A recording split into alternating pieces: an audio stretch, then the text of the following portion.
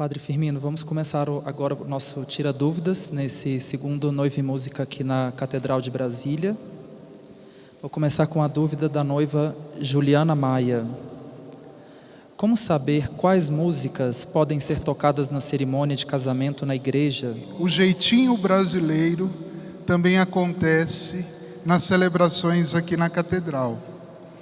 Vários exemplos são: a noiva apresenta uma lista de músicas que vão ser tocadas na cerimônia. Num primeiro momento, a entrada é uma marcha nupcial, a entrada da noiva. A entrada do noivo e tudo são músicas sacras, né? Ou que tenham um cunho religioso. Mas vocês conhecem aqui a catedral. Há um grande corredor escuro para a entrada. Muitas das vezes as noivas, elas utilizam o corredor entrando pela porta principal. O carro as deixa na parte da frente, junto das imagens dos evangelistas. Começa-se então a marcha nupcial. Tarararã, tarararã, até a beira do tapete vermelho. Naquele momento, o pai ou o acompanhante dá o braço para a noiva e o tananã some. E aí entra uma outra música, Beyoncé, né? E o padre fica simplesmente a olhar e a escutar. Claro, com toda a educação que me foi dada, né? Eu sei que eu não devo gritar, para que não pode tocar essa música. A única coisa que eu tenho feito é pedido a Deus que me dê um pouco mais de mansidão, tranquilidade, e deixo com que a cerimônia aconteça. Isso não é só na entrada da noiva, do noivo, mas durante toda a celebração. Começa-se uma música sacra, religiosa, e logo depois se coloca uma outra música. Essa é a problemática que temos aqui. O que se pede é que o casal lembre-se que, ao fazer a escolha de casar em um ambiente religioso, ele deveria, sim, fazer as escolhas de músicas religiosas, no estilo sacro, no estilo pop, músicas que toquem e que levem as pessoas a vivenciar o sagrado. Mas sabemos hoje que uma grande maioria quer simplesmente tornar aquele momento, como falei, festivo. Pode-se música gospel? Sim, sem nenhum problema. Poderia ter uma música até, digamos, secular? Sim, desde que a música tivesse um sentido ou um cunho religioso e que, de preferência, fosse tocada num estilo simplesmente de música sem letra, instrumental. Essa é a orientação que é dada, né? Não podemos tornar a celebração religiosa como o início da festa do casamento. A festa do casamento vai ser num outro local, num outro espaço. A igreja deve levar a vivência do sagrado. E por isso, então, nós pedimos que se escolham as músicas religiosas, sacras ou seculares de um cunho religioso, gospel ou qualquer outro estilo, até instrumental, né? As músicas, digamos assim, dos grandes autores como Vivaldi, Bach, que levem realmente as pessoas a encontrar o sagrado. A noiva Lígia Paula pergunta: com quantos dias, com qual antecedência é necessário dar entrada no casamento religioso? Qual a documentação exigida? Podemos iniciar o processo diretamente aqui na catedral? Então, para o casamento religioso, o casal deve, com 2 meses de antecedência, procurar, 2 meses no máximo, né? Pode ser 3, 4, procurar uma igreja que seja próximo da residência do noivo ou da noiva, para lhe dar entrada no processo matrimonial, com 2 ou 3 meses antes, a igreja próxima da residência do noivo ou da noiva. Lá vai levar toda a documentação necessária, a sua identidade, a comprovação de que foi batizado, né?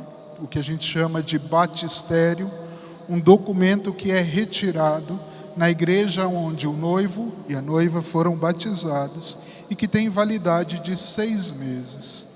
Além desse documento, a entrada do processo civil e o curso de noivos. Esses são os documentos exigidos e o período necessário para casar-se na catedral, aonde o noivo ou a noiva abrir o processo, na paróquia do noivo ou da noiva. Eles vão pedir uma transferência para que a celebração aconteça na catedral. Padre, por que não abre o processo direto na catedral? Porque esse processo, ele corre, tem os seus proclamas, e esse deve se correr aonde o noivo ou a noiva residem. A catedral, ela não tem habitantes à sua volta. Ela é uma paróquia sem paroquianos, sem pessoas morando, pois a catedral tem como limite a rodoviária e a Praça dos Três Poderes. A via S1, a que corre, está aqui atrás, e a via N1. E nesse espaço não há residentes. Por isso, então, não há moradores. Por isso, o processo não pode ser aberto na catedral, mas sim na paróquia onde o noivo e a noiva residem. A noiva Ingrid Silva pergunta: é possível fazer o casamento religioso com efeito civil aqui na catedral? Por que essa modalidade não é a mais indicada?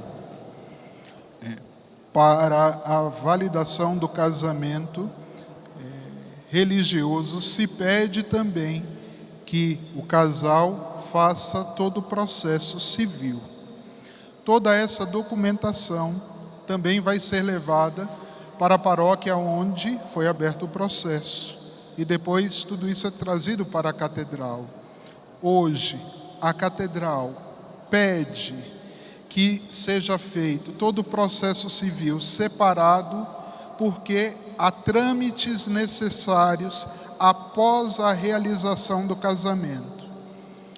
Se o casamento for religioso com efeito civil, o casal, após aquela data em que deu entrada no processo civil, ele vai ter 90 dias para levar uma certidão da igreja onde ele casar, não simplesmente da catedral, até o cartório aonde eles deram entrada no processo. Então, sempre há necessidade de se abrir o processo civil. E muitas das vezes o que acontece? Os noivos realizam a cerimônia e depois, como esposos, esquecem que tem esse período de levar essa documentação. Eles deverão reconhecer a firma do celebrante, levar até o cartório já com a firma reconhecida. E isso acaba que muitas vezes dá uma problemática. Há cartórios que são 2 testemunhas, há cartórios que são 4. Às vezes há controvérsias das testemunhas do religioso e do civil. Então, para evitar contratempos, pede-se então que o casamento religioso não tenha efeito civil, que eles já tenham se casado antes. Mas isso não é uma obrigação, é uma orientação, né? Para evitar problemas maiores, a catedral pede que não seja a cerimônia realizada aqui uma cerimônia religiosa com efeito civil, para evitar ou algum constrangimento após a realização da cerimônia. Mas caso a pessoa queira, também não podemos proibir. A noiva Raíssa Sonoda pergunta: em quais dias a Igreja Católica e a Catedral não realizam casamentos? São os 3 dias do Tríduo Pascal. Nesses 3 dias, todas as igrejas não realizam casamento. A Quinta-feira Santa, a Sexta-feira da Paixão e o Sábado de Aleluia. Esses dias não se realizam casamentos. Então, Quinta-feira Santa, Sexta-feira da Paixão, Sábado de Aleluia. Aqui na Catedral pode-se realizar casamentos de segunda a sábado, em vários horários. Na parte da manhã, entre 10 ou 11 horas da manhã. Na parte da tarde, às 15 horas. Na parte da noite, às 19 e às 20 horas, de segunda a sábado. Padre, por que não no domingo? Porque aqui na Catedral, além das cerimônias, além das missas que temos, há às vezes algumas cerimônias que se prolongam as suas celebrações.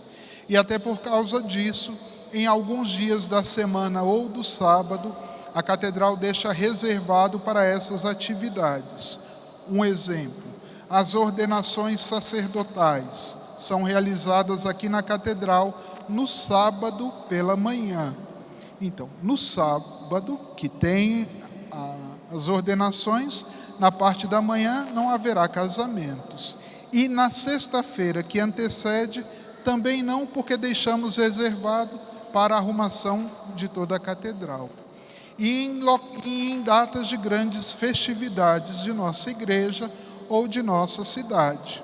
Próximo sábado, 21 de abril, é aniversário de nossa cidade, feriado. E muitas das vezes, essa parte da frente da esplanada fica bloqueada para essa atividade, para essa comemoração. Por isso, no sábado, 21 de abril, nós não abrimos os horários para casamentos, para evitar algum mal-estar. Nesses períodos em que houveram manifestações, a gente também procura ir vendo, como conciliar tudo isso. Já teve um casamento marcado aqui na Catedral em véspera de manifestação. Hoje, toda essa área é de segurança nacional e na véspera é sempre fechada a esplanada. Nós já tivemos que pedir para as noivas enviar uma mensagem a todos os convidados, pedindo que eles, ao se dirigir à Catedral, pudessem trazer o convite do casamento, para que pudessem ter acesso ao estacionamento e à própria Catedral. Então, nesses grandes feriados e festividades é que não realizamos casamentos aqui. A noiva Camila Raquel pergunta: tem um padre que gosto muito, porque ele acompanha eu e a minha família há anos. Ele pode celebrar meu casamento na Catedral? O que eu preciso fazer para ter essa autorização? Desde que ele seja um sacerdote da Igreja Católica Apostólica Romana, com pleno uso de ordens, quer dizer, com a liberação, a possibilidade de realizar matrimônio, um sacerdote ou um diácono, seja ele temporário ou permanente, avisando quando se assina, digamos assim, o contrato com a Catedral, ele pode vir a celebrar sem nenhum problema. Então, eu posso trazer um padre católico, romano, ou um diácono para assistir à minha cerimônia sem nenhum problema. A noiva Isis Cristina pergunta: como funciona a liturgia do matrimônio? Os noivos podem escolher as leituras ou elas precisam ser aquelas do dia? Existe algum arquivo com sugestões de passagens bíblicas para nossa consulta, com sugestões dessas leituras, salmos e evangelhos?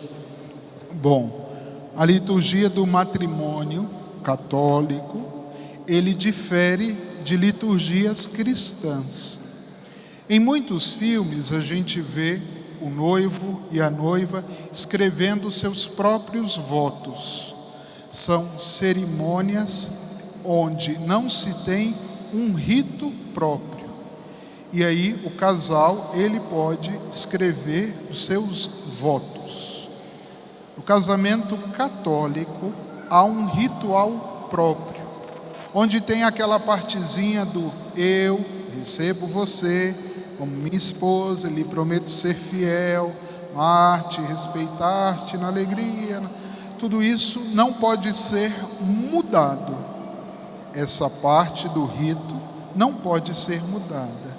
Então, no casamento católico, não se tem os votos próprios, escritos. Padre, eu fui num casamento onde se tinha isso. O noivo, a noiva escreveram os próprios votos e leram lá.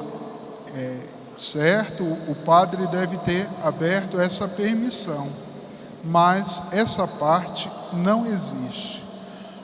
Há sim no ritual a entrada do casal com os seus padrinhos ou testemunhas, né? Logo depois a entrada a um rito inicial composto de uma saudação e uma oração. Depois há a liturgia da palavra, a escolha de uma leitura, de um salmo, de um evangelho ou simplesmente de um evangelho. Todas essas leituras podem ser escolhidas pelo casal. Há também uma lista que é proposta pelo ritual de matrimônio. Dentro dessa lista, o casal também pode escolher. Após a homilia, feitas as leituras, se passa o rito propriamente dito, com esse consentimento, né, a ratificação, a bênção e entrega das alianças, a possibilidade de preces, da comunhão, a oração do Pai Nosso e a bênção final. Esse é o rito de uma celebração de um matrimônio. Há momentos, ou melhor, há outros momentos que podem enriquecer a celebração, como a entrada de uma imagem, de uma Bíblia, que pode ser combinada com o celebrante. Queria aproveitar, Padre Firmino, para falar que no site da Catedral, catedral.org.br, a gente tem um arquivo, Guia de Noivos, que tem sugestões para casamento, né, e de leituras também, da liturgia do matrimônio. Queria agradecer também a presença de todos, além dos parceiros, as noivas, os noivos que estão aqui hoje, os pais, né, a família, todos. E a gente vai começar agora a apresentação da Casa da Orquestra. Queria agradecer também, aproveitar e agradecer a presença da Isabela Newton, que está fazendo para a gente essa apresentação. Obrigado.